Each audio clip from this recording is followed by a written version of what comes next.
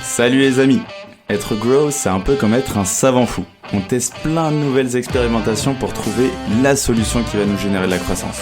Quelles sont les bonnes stratégies à mettre en place? Quelles sont les méthodes qui marchent? Quel est le bon mindset à avoir?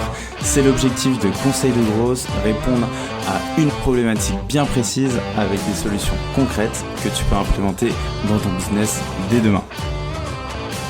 Je suis Alexis Bouvet, cofondateur de la marque Tailleur et de l'entreprise Growth Hiring, et je te souhaite la bienvenue dans ce podcast qui t'apporte un maximum de conseils pour booster ta croissance. Bonne écoute! Bonjour à tous, bienvenue dans un nouvel épisode de Conseil de Growth, et aujourd'hui on est en compagnie de Olivier, expert en copywriting et en page de vente. Donc on va parler évidemment de page de vente et comment faire en sorte qu'une page de vente convertisse. Tout d'abord Olivier, comment tu vas? Eh ben, écoute, je vais très bien. Je te remercie pour l'invitation. C'est un chouette moment à passer ensemble. Plaisir partagé. Est-ce que tu peux te présenter rapidement pour ceux qui nous écoutent? Alors absolument. Donc moi, je suis, comme tu l'as très bien expliqué, je suis copywriter. J'interviens en B2B et je travaille sur les pages de vente, les séquences email, les tunnels de vente, et également j'interviens sur la partie site web avec notamment une bonne part de storytelling. Trop Voilà. bien, Et super cool. accessoirement, Ouais, pardon, j'allais dire et accessoirement grand amateur de tarte au citron. ça c'est super important. Je pense que t'aurais même dû commencer par ça, c'est le plus important. Moi aussi j'adore les tartes au Grave, citron, meringuées. bien sûr. Ça fait vraiment la diff. Trop bien. Est-ce que tu peux, du coup, là, on va parler page de vente. Comment faire en sorte qu'une page de vente convertisse? Souvent, on en voit plein. Il y a des méthodes qui sont différentes. Chacun a un peu, voilà, sa méthodologie. Par contre, on n'arrive pas forcément à bien faire les choses. Est-ce que toi, tu peux déjà nous expliquer ce qu'est une page de vente? Une page de vente, c'est une page sur laquelle tu vas faire arriver de diverses façons, et ça on l'évoquera un petit peu, c'est pas l'objectif du podcast aujourd'hui. Tu vas te faire arriver donc les personnes qui la lisent avec un objectif qui va être de faire agir, donc de vendre. Alors vendre, tu as effectivement pour un certain nombre de produits digitaux, de produits de formation qui peut être directement la vente de l'achat via faire sortir sa carte bancaire. Mais une page de vente, selon ton tunnel, ça peut être aussi tout simplement générer un rendez-vous.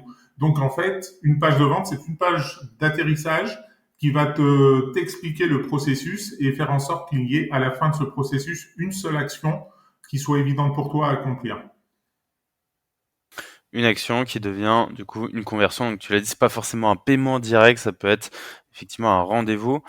Avant de construire sa page de vente, donc il y a effectivement toute la partie copywriting, mise en forme, etc. Selon toi, quelle est la première étape, mais vraiment essentielle, qui est clé avant de se lancer dans la création de sa page de vente? Alors, il y a déjà, je voudrais resituer un petit principe avant d'arriver directement à la réponse de cette question. C'est de poser le principe que les gens achètent et font des affaires avec des personnes qu'ils connaissent, qu'ils apprécient et à qui ils font confiance. Donc, quand tu commences à travailler sur ta page de vente, ton objectif, c'est de faire amener ton prospect d'un point de départ qui est, pour simplifier, pour synthétiser, je ne vous connais pas, j'ai un problème, je ne sais pas comment le résoudre, et de toute façon, je ne vous crois pas. Donc, c'est une vision un petit peu négative, mais c'est le chemin à lui faire parcourir vers le point d'arrivée, qui est je vous connais, je vous fais confiance, vous représentez la solution à mon problème, et je sais comment agir avec vous. Voilà. C'est ça l'objectif de la page de vente. Donc, pour répondre ensuite à ta question, le premier gros travail de la page de vente, et d'ailleurs c'est ce que j'explique à mes clients qui sont toujours un petit peu surpris par ce chiffre, c'est la recherche et l'analyse. Quand je parle de chiffres, c'est qu'en fait cette partie-là va représenter un minima 70% du temps de travail réel passé sur une page de vente. Sans une recherche et une analyse solide, la partie écriture ne servira à rien, et l'écriture représente environ 20% d'écriture pure. On ne représente que 20% du temps de travail. On va dire la relecture et la synthèse représentent les 10% finaux qui complètent le projet. Et intéressant, du coup, c'est vrai que ça fait ça fait limite une loi de Pareto, tu vois, de 80-20. l'analyse et la recherche, comment tu vas mettre ça en place pour justement faire tes recherches? Tu vas faire des recherches sur quoi? Sur les enjeux, les personas? Comment tu vas réussir à avoir ces informations? Alors, il faut partir du principe, pourquoi la recherche elle est essentielle, c'est que finalement un message de vente, en fait, on sait, on doit parler comme on parle sa cible, hein, en utilisant les mots et les expressions qu'utilise la cible pour parler de son problème et de ses douleurs. Et c'est ça que tu dois aller chercher pour construire ton message de vente. Parce que finalement, un message de vente, c'est ce que disent tes prospects, c'est-à-dire le fond, quel est mon problème, quelle est ma douleur, quelle est ma situation, et comment ils le disent. Et quand tu arrives à savoir ce que disent tes prospects et comment ils le disent, tu vas ensuite pouvoir construire ton message de vente, qui est la résultante de ça. Donc c'est pour ça que ce travail de recherche et d'analyse est vraiment essentiel. Du coup, les recherches que tu vas mener ont un objectif principal, c'est qu'est-ce qui revient le plus souvent dans les propos, dans les douleurs, dans les difficultés, bref, dans ce que va résoudre ton produit. Qu'est-ce qui revient le plus souvent et qu'est-ce que tu vas du coup pouvoir utiliser pour convertir. Et parmi l'ensemble, et je vais expliquer comment faire la recherche et les différentes étapes pour arriver à ça, mais il va y avoir des points qui vont être très importants à relever. C'est ce que j'appelle l'ISF, qui est l'instant suprême de frustration. C'est-à-dire quel est le moment où vraiment j'avais une situation et c'était difficile, mais j'ai envie de te dire, le temps que je l'accepte, je ne vais pas aller acheter un produit puisque je ne vais pas sortir ma carte bancaire ou prendre rendez-vous parce que finalement acheter, c'est quelque part quand même un acte douloureux. Donc le temps que cette douleur n'est pas assez forte, de toute façon, je ne passerai pas à l'action. Donc je dois identifier quand même à la fois le parcours et le moment où la personne bascule en se disant c'est plus possible, je suis obligé de changer et de modifier ma situation. Et parmi l'ensemble de l'interview que tu dois mener, il va falloir absolument que tu sois extrêmement attentif à ce que j'appelle les pépites. Les pépites, ce sont des mots ou des expressions qui vont être envoyés par tes prospects et ils vont dire les choses un petit peu comme les autres prospects auxquels tu vas pouvoir parler pour enrichir ta page de vente. Mais ça va être vraiment des mots, des expressions extrêmement ciblées qui vont être soit plus forts, soit plus imagés, soit plus originaux. Et c'est vraiment des choses, tu dis là je tiens quelque chose. C'est pour ça que j'utilise le terme de pépite, parce qu'en vrai, ces mots-là qui sont plus forts, plus originaux, plus visuels, enfin quelque part qui te font ressentir la douleur, ça, ces mots-là, tu vas pouvoir, et ces expressions, tu vas pouvoir les utiliser, mais vraiment telles quelles à l'intérieur de ta page de vente. Voilà. Et qu'est-ce qui est mieux selon toi, c'est d'envoyer des questionnaires, par exemple, à ses clients ou à ses prospects pour récolter ça? Est-ce que ce sont plutôt des interviews qu'on va faire un à un avec chaque client ou prospect ou peut-être des focus group? Comment tu vois un peu cette récolte de données? Alors, il y a vraiment différents modes je vais en lister un certain nombre pour répondre à ta question. Il y a vraiment différents modes d'information pour aller chercher l'ensemble de ces données. Donc là, je vais en conseiller quelques-uns. Et sachant, je vais quand même faire entre guillemets une petite mise en garde. Quand vous écrivez une page de vente, on parle évidemment, et notamment dans mon secteur d'activité, beaucoup de ChatGPT ou des autres intelligences artificielles. Il faut quand même vraiment se méfier sur cette partie-là parce que on le sait malgré tout, et notamment ChatGPT est capable d'affirmer des choses avec beaucoup de conviction et des choses qui s'avèrent fausses. On a tous fait des vérifications. Des fois, il peut inventer des fausses citations, des fausses informations. Donc, il faut faire très attention puisque finalement, la crédibilité de ta page de vente va être liée aussi à la crédibilité de ce que tu affirmes et de tes sources. Ça, j'en reparlerai un petit peu plus. Ça, c'était une petite aparté. Alors, après, comment mener les recherches? Alors, d'une part, quand tu prends en main un dossier, la première chose à faire, c'est interviewer ton client. Tu vas signer la page de vente et là, tu vas devoir l'interviewer. L'objectif, c'est que tu connaisses la situation dans laquelle tu interviens. Et quand je dis la situation, ça va être son entreprise, son marché, son produit, son concurrent, son histoire, les produits de substitution, que tu connaisses l'ensemble, je dirais, de son écosystème aussi bien que lui. C'est une interview qui dure en général 1 à 2 heures, qui est réellement très longue, mais tu dois vraiment comprendre pour qui tu vas écrire et dans quel contexte tu interviens. Voilà. Y compris la façon dont ça va alimenter la page de vente. Donc moi, je commence toujours par une interview client. sachant qu'il faut vraiment creuser. C'est-à-dire, si le client te dit, bah, je vais augmenter mon chiffre d'affaires, évidemment, où ce produit est important, mais pourquoi il est important? Toi, il faut creuser. Il faut jamais se contenter de la réponse en surface. Tu connais la technique, tu sais, des 5 pourquoi ceci, pourquoi cela. Bah, quelque part, c'est ça qu'il faut aussi aller chercher et pas se contenter de la réponse en surface au client parce que des fois, il a conscience de choses, des fois, il n'en a pas conscience. Et c'est aussi ce qui est intéressant finalement quand on commence un travail sur une page de vente au client. Des fois, ça allume, même pour le client, ça peut allumer des petites lanternes ou des petits points de vigilance qu'il n'avait pas parce qu'il est pris dans son quotidien. Voilà. Premier point, l'interview client, avec vraiment la nécessité de creuser. Le deuxième point, je dirais, je vais là creuser les clients de mes clients. C'est-à-dire finalement ceux qui ont acheté chez lui. Alors, je vais parler des avis, et effectivement, on peut faire des sondages, mais il est important, parce que des fois, on dit, je vais interroger mon prospect potentiel, et oui, c'est utile, mais si c'est, sauf évidemment si c'est un produit nouveau, mais si c'est un produit qui est déjà en cours, interviewer les clients de tes clients, c'est extrêmement intéressant parce qu'eux vont t'expliquer à la fois la frustration, donc ce qu'on a déjà évoqué tout à l'heure, et pourquoi ils sont passés à l'action chez ce client-là. Qu'est-ce qui leur a plu? Et toujours avec des mots extrêmement spécifiques. Donc là, on est sur une interview qui dure pas 2 heures, on est sur quelque chose sur beaucoup plus court, mais pour synthétiser, tu dois, chez les clients de tes clients, tu dois travailler sur 4 axes, c'est la découverte du problème, la découverte des solutions, la découverte de ses désirs et la découverte de ses croyances. Et c'est tout ça que tu dois pouvoir recueillir comme information. Super intéressant. Trop bien. Ensuite, si tu veux, je vais continuer à lister parce qu'il y a vraiment, tu sais, je te parlais de la partie recherche, donc elle est réellement longue parce qu'il y a plein de sources d'informations. Donc après, ça peut être les avis sur ton produit. Alors j'utilise le terme produit de façon un petit peu conventionnelle, hein, c'est produit ou service. J'ai envie de te dire peu importe.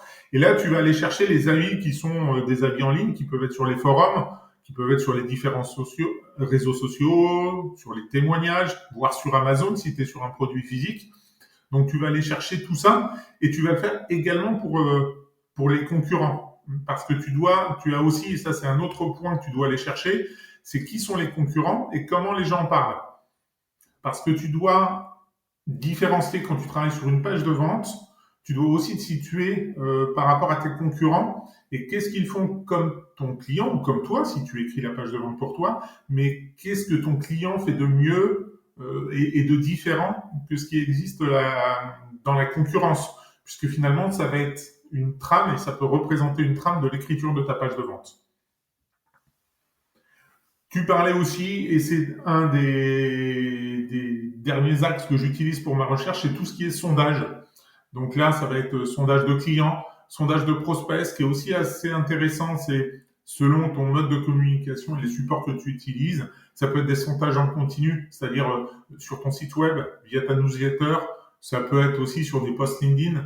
Donc en fait, faire régulièrement des sondages peut être aussi un moyen de t'abreuver en données et en input qui te serviront ensuite pour écrire. Est-ce que c'est clair pour toi pour l'instant? C'est super clair et du coup tu donnes beaucoup de pistes super intéressantes. J'ai l'impression, et carrément chaud d'avoir ton avis sur le sujet, j'ai l'impression qu'interviewer les clients a plus de valeur parce que les clients sont passés, les clients de tes clients, tu vois, en gros, mais du coup les clients finaux a plus de valeur parce que t'as des personnes qui sont passées à l'action, qui ont vécu l'offre, qui avaient des croyances avant, puis après, tu vois, ont d'autres convictions. À l'inverse que des prospects, je pense que ça, tu peux avoir peut-être tirer moins d'informations à la fin, parce qu'un prospect, c'est peut-être une personne qui n'est finalement pas passée à l'action, qui a pas forcément vu une transformation et donc qui a peut-être moins d'informations, tu vas partager. Qu'est-ce que t'en penses, toi, un peu entre les deux? Alors, je suis complètement aligné avec toi. Quand évidemment, c'est pas un produit nouveau, parce que tu as toujours le prospect qui te dira qu'il veut passer à l'action et que si tu lui proposes tel produit à peu près à tel niveau tarifaire, euh, il passera justement à l'action. Puis finalement, tu te rends compte qu'une fois que tu le mets en ligne, eh ben, il passe pas à l'action parce qu'en vrai, le problème n'était pas forcément si douloureux que ça pour lui, si urgent, si fort au point de le faire agir. Donc effectivement, je préfère moi interviewer les clients des clients quand c'est possible. Pour te dire, je conseille minimum 3 clients et ça m'arrive d'aller jusqu'à entre 5 et 10 clients, interviews clients dans le meilleur des mondes. Parce que j'ai vraiment envie de creuser ça. Donc, je valide complètement ton raisonnement. Trop bien. Donc là, tu as fait la phase de recherche, analyse 70% du travail, on l'a dit, minimum. Ensuite, tu as toutes les infos, tu as t'as collecté l'ensemble des interviews des clients ou des clients des clients. Qu'est-ce que tu fais avec tout ça? Alors là, à ce stade-là, effectivement, tu as un max de données. Tu as un max de données dans tous les sens. Donc là, maintenant, il va falloir les analyser et les synthétiser à ce stade-là. On va commencer à réduire un petit peu je dirais le périmètre de travail.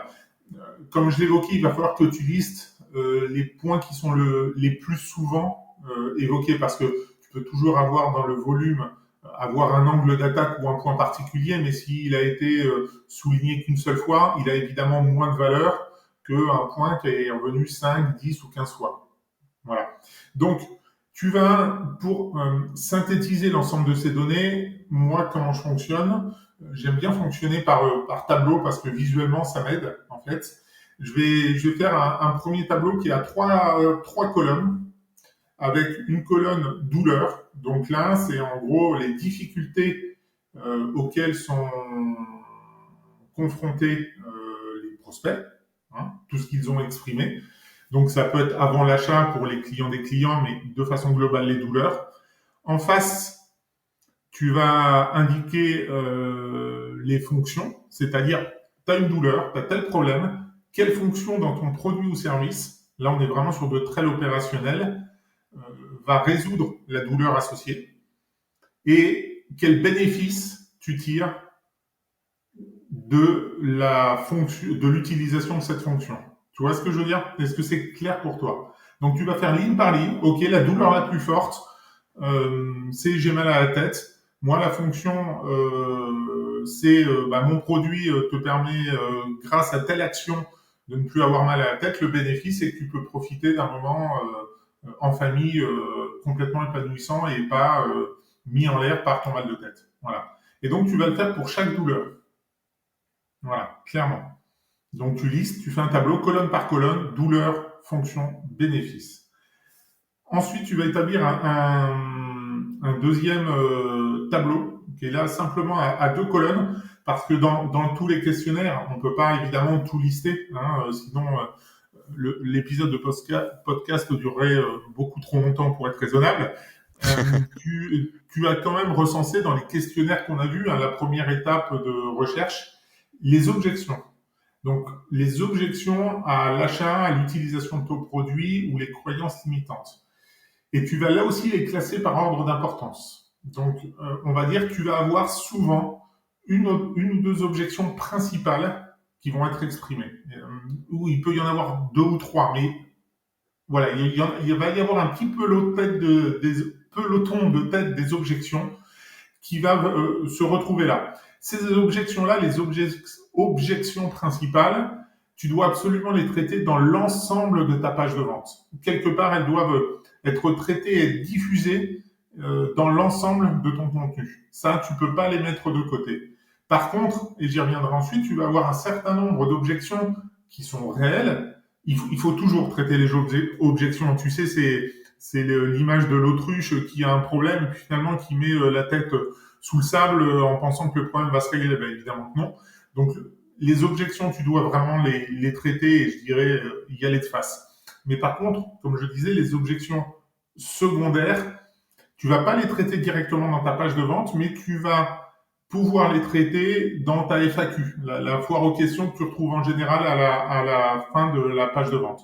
C'est des objections mineures, mais qui peuvent quand même empêcher le passage à l'action. Des fois, je l'ai vu chez des FAQ de pages de vente, c'était finalement la reprise du contenu qu'il y avait dans la page. Et en vrai, ça a pas d'intérêt puisque finalement, tu l'as déjà dit. Les objections secondaires doivent être traitées à ce moment-là uniquement. Alors maintenant, à ce stade-là, tu es au stade juste avant l'écriture. Et avant d'aborder l'écriture proprement dite, il y a vraiment un angle et quelque chose que je vois qui est trop souvent oublié. C'est de poser 2 grandes questions qui vont te servir à l'ensemble de l'angle d'attaque de ta page de vente. Alors, le premier, c'est la pyramide de conscience du problème qui a été théorisée par Eugène Schwartz. Avec l'idée, je vais t'expliquer les différents niveaux. Le niveau premier est le niveau le plus bas, le niveau le plus éloigné de ton acte de vente.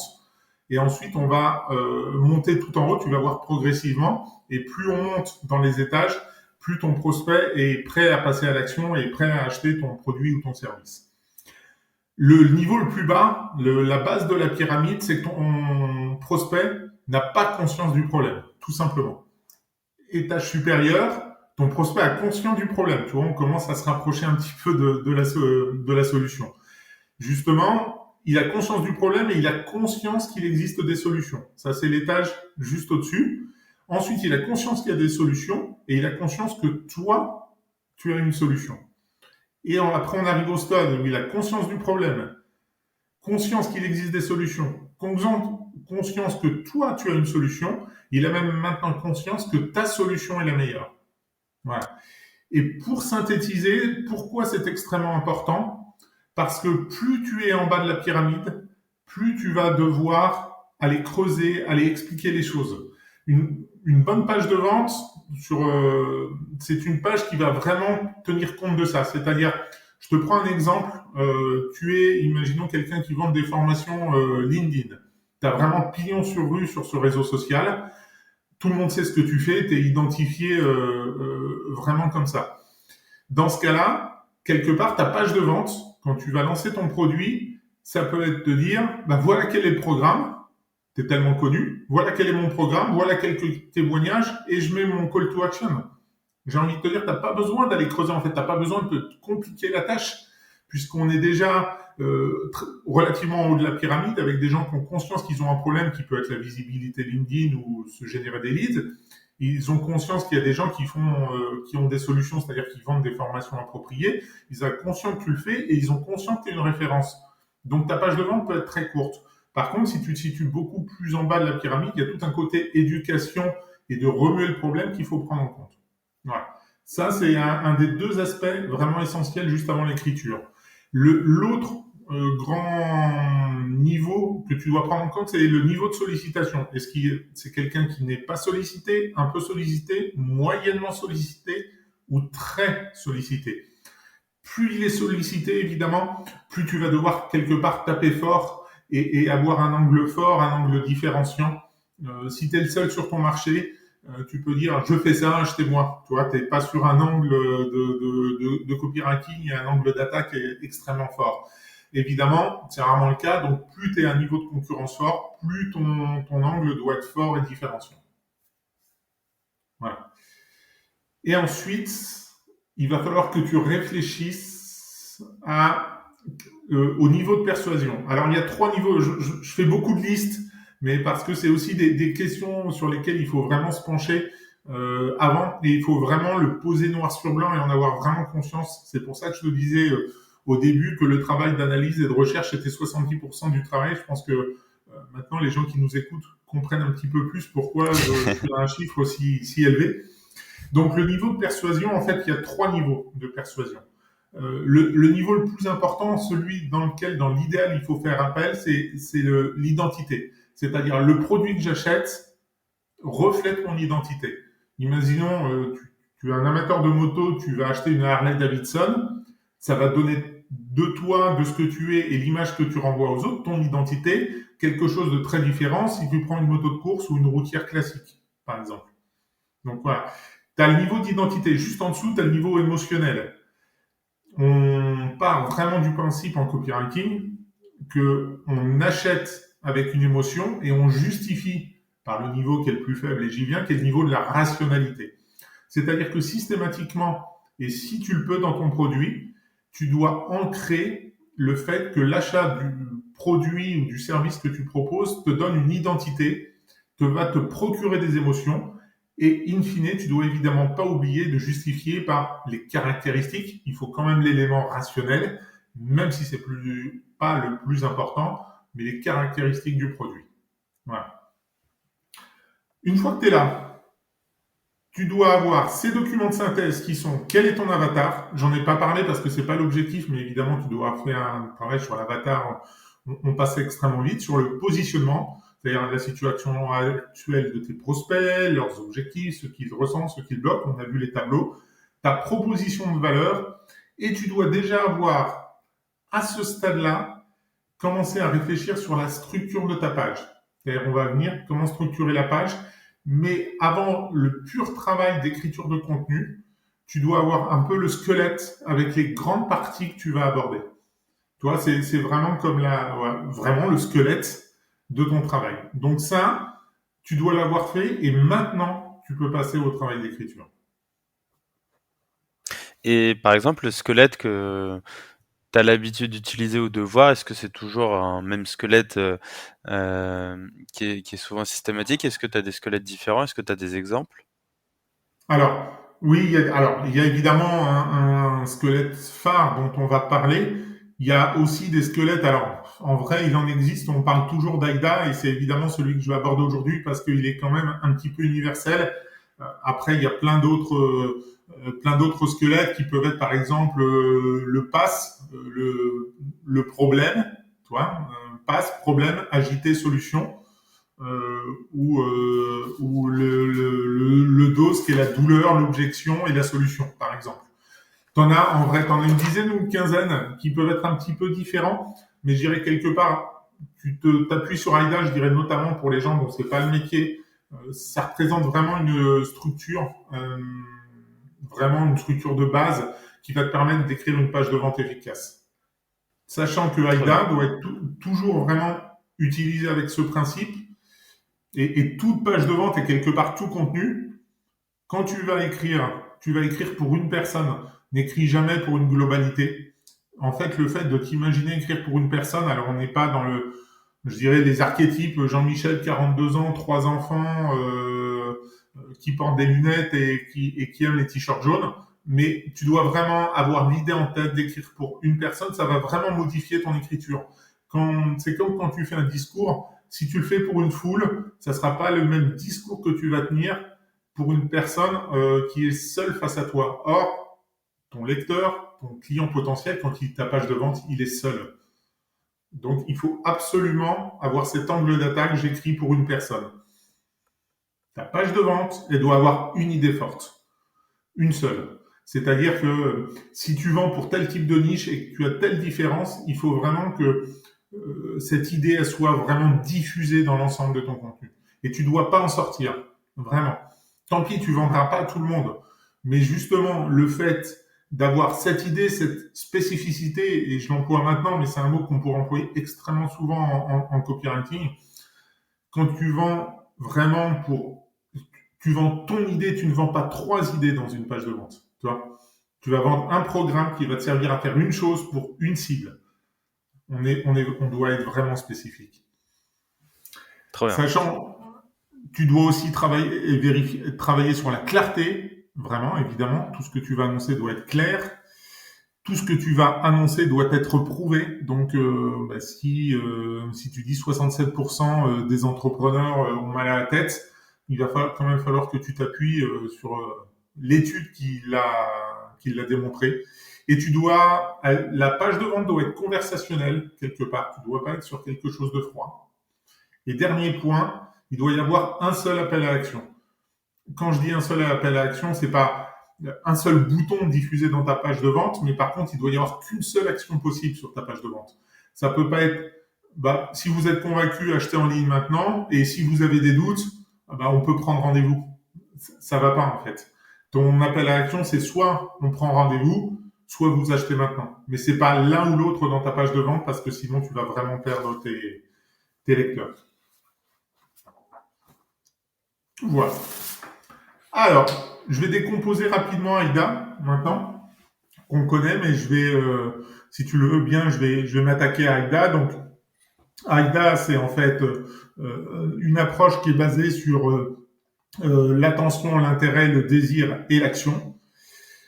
Quand tu écris donc le premier objectif, et on le sait tous, AIDA, c'est d'attirer l'attention. Quand tu as une page de vente, l'objectif, c'est que les gens s'arrêtent tout de suite. Donc pour ça, tu dois écrire une proposition de valeur, qui est le titre tout en haut de la page, une proposition de valeur extrêmement forte.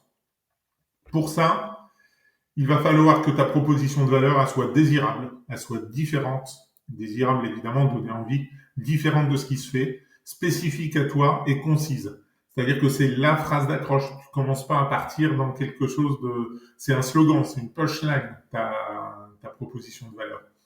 Donc tu dois vraiment démontrer le problème que tu résous, la différence avec tes concurrents ou ce que les clients feront ou n'auront plus à faire grâce à ton produit ou ton service. Ça, c'est la partie attention. Ensuite, tu dois susciter. Ensuite, tu dois pour poursuivre cette attention. Là, tu as le slogan, tu as la proposition de valeur. Maintenant, tu vas devoir attirer vraiment et renforcer. Ok, tu as attiré l'attention et ensuite tu dois la maintenir. Et la maintenir, pour ça, il y a 3 techniques qui vont être l'inclusion-exclusion. Par exemple, tu peux, exemple, je sais pas, moi, j'en peux plus de ces vendeurs de formation qui vous promettent de faire fortune en 2 jours. Tu vois, ça peut être le début de ta page de vente. Donc, tu vas avoir une inclusion-exclusion qui est un travail sur les valeurs.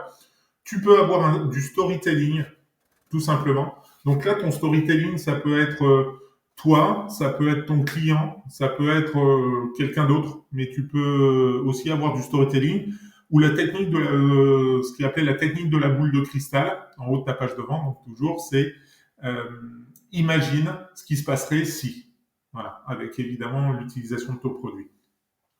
Ok, donc là, tu as l'attention. Ensuite, j'ai compris un petit peu avec les éléments là. Maintenant, tu vas parler de la deuxième partie d'AIDA qui est l'intérêt. L'intérêt, là, tu vas parler du problème globalement. C'est quel est mon problème? Quelle est la conséquence de mon problème? Quelles peuvent être les solutions que j'ai déjà essayées? Donc, tu peux aussi avoir des prospects qui ont déjà essayé des choses. Pourquoi c'était une fausse idée? Il faut aussi les déculpabiliser, hein, évidemment. Mais tu vas lister et tu vas agiter un petit peu tout ce qui est ces problèmes et ces conséquences de problèmes, jusqu'à dire, bah voilà, en fait, vous avez fait tout ça, vous avez échoué ou ça n'a pas fonctionné et c'est normal, parce qu'en vrai, la solution, c'est ça. Et là, tu vas commencer à évoquer ce qu'est la solution. Pas ta solution, mais la solution, de façon générale. Et tu vas expliquer à ce stade-là comment tu dois appliquer la solution. Une fois qu'il a compris quel problème tu avais et quelle était la solution, tu vas arriver dans la partie désir. AIDA, attention, intérêt, désir, action. Désir, et là, tu vas parler de ton programme. Là, tu rentres maintenant vraiment dans l'explication de ce qu'est ton programme. Donc là, tu vas vraiment le présenter en détail.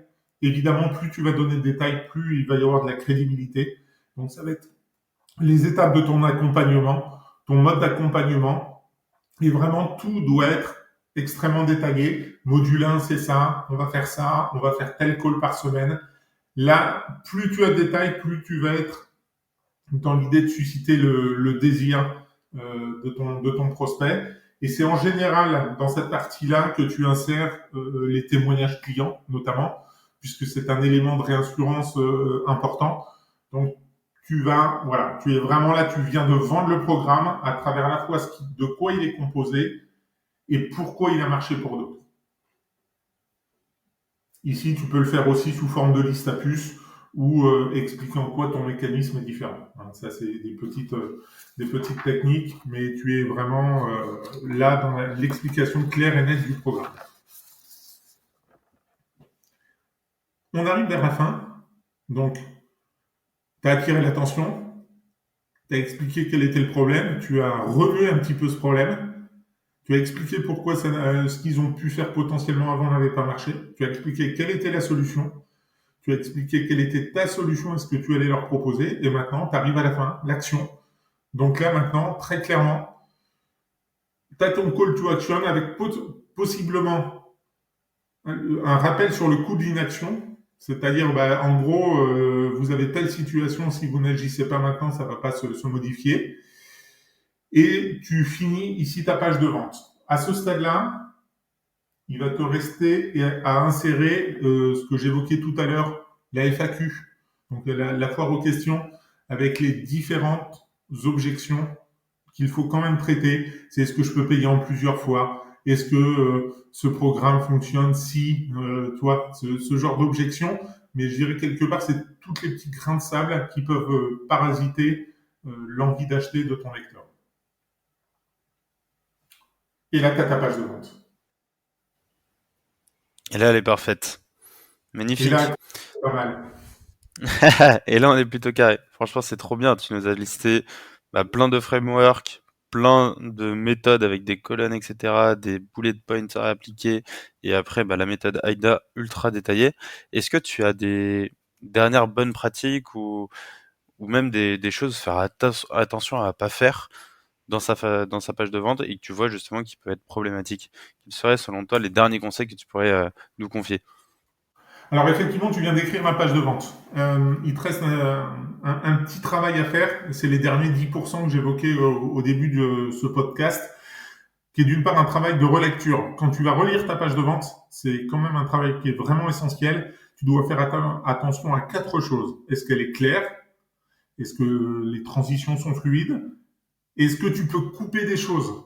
Parce que si tu te rends compte qu'il y a des phrases qui ne sont quelque part pas au service de ta vente, ces phrases ne servent à rien. L'idée, c'est, je suis plutôt partisan de plus c'est court, mieux c'est. Tu peux écrire une longue page de vente, mais si une phrase ne vient pas renforcer ton argumentaire, enlève-la. Elle va distraire l'attention de ton lecteur. Donc, est-ce que c'est clair? Est-ce que tu peux couper? Est-ce que tu peux renforcer? C'est-à-dire là, est-ce que tu as des expressions ou des mots qui sont un petit peu creux, un petit peu fades? Il y a un terme ou une notion que j'aime bien, c'est de dire est-ce que tu peux faire hurler ta phrase? Voilà. Et du coup, est-ce que tu peux... Donc, c'est la partie renforcée un petit peu de ton contenu, tu vois. Et le dernier point, c'est évidemment l'orthographe et la grammaire. Rien de pire que des petites fautes d'orthographe ou de grammaire pour gâcher un petit peu le travail que tu as fait auparavant. Sur le travail de relecture, globalement, tu es à 99%. Ce que tu peux finir faire, là, c'est un peu des conseils bonus. Une fois que tu as écrit ta page de vente, un conseil, relis-la à haute voix. Ça change vraiment la donne. On va se rendre compte d'un manque de dynamisme ou des phrases un peu lourdes. Le faire de relire est un vrai game changer, pour reprendre cette expression. Donc, n'hésite pas à relire à haute voix. Tu peux aussi le faire relire, dans l'idéal, par une personne qui est dans ta cible. Ça, c'est la cerise sur le gâteau. Évidemment, pas par ta maman ou par cousine germaine. Ça a moins d'intérêt. Mais une personne qui est dans ta cible, si elle peut la relire, elle peut te faire remarquer des petites choses intéressantes. Avec ça, tu es déjà sur quelque chose de très bien. Voilà. Par contre, juste un point, parce que c'est vrai que c'est quelque chose que j'ai vu plusieurs fois ces derniers temps. Ok, tu as une page de vente, pense quand même comment tu vas les faire atterrir les gens sur la page de vente. Parce que rien ne vaut une page de vente la plus belle au monde si personne ne vient te rendre visite. C'est comme un restaurant. Tu as le meilleur chef au monde, tu proposes les meilleurs plats. Si personne ne rentre dans ton restaurant, personne ne va acheter. Donc il faut quand même ne pas se dire que la page de vente est une fin en soi, mais il faut évidemment penser à ton tunnel et à l'acquisition de tes sources de visites pour travailler sur ta page. Voilà. Trop bien, Olivier. Merci beaucoup pour ces derniers précieux conseils. Est-ce que tu as un ultime conseil d'amis pour ceux qui nous écoutent? Ça peut être page de vente, ça peut être entrepreneuriat, business, ce que tu veux. Moi, j'insiste beaucoup. Alors, c'est vrai que je suis assez sur la partie copywriting. Quoi que vous fassiez, j'insiste beaucoup sur la notion de spécificité. On est quand même noyé sous les volumes de contenu, quels qu'ils soient. Et si vous voulez être quelque part présent à l'esprit de vos clients, parce que finalement, que ça soit une page de vente, un post LinkedIn ou tout autre contenu, il faut bien penser à cette notion qu'on n'est que quelques secondes dans la journée de notre client, de notre prospect. Donc, il faut vraiment que quand vous produisez du contenu, le client se dise mais il est derrière mon épaule et il connaît ma vie aussi bien que moi. Voilà. Donc, j'insiste beaucoup sur cette notion de spécificité. Très clair, magnifiquement. On garde ce bon mot pour la fin, spécificité. Merci à toi en tout cas, Olivier. C'était top. Merci pour cet épisode et riche en contenu. Franchement, c'est trop bien. Tu as réussi à tout décrypter de manière très efficace. Donc, bravo à toi. On peut te retrouver sur LinkedIn. Et puis, on te dit aussi à très vite et prends soin de toi. Écoute, merci beaucoup, Alexis, et je te souhaite une bonne fin de journée. Avec grand plaisir. Prends soin de toi, Olivier. Salut, ciao. Merci. Alors, J'espère que cet épisode t'a apporté de la valeur. Si tu veux me motiver et me soutenir pour faire encore plus de contenu, tu peux mettre 5 étoiles sur Apple Podcast et me confier tes problématiques en commentaire. Tu peux aussi le partager autour de toi si tu penses qu'il peut aider. On se retrouve la semaine prochaine pour un nouvel épisode. En attendant, prends soin de toi.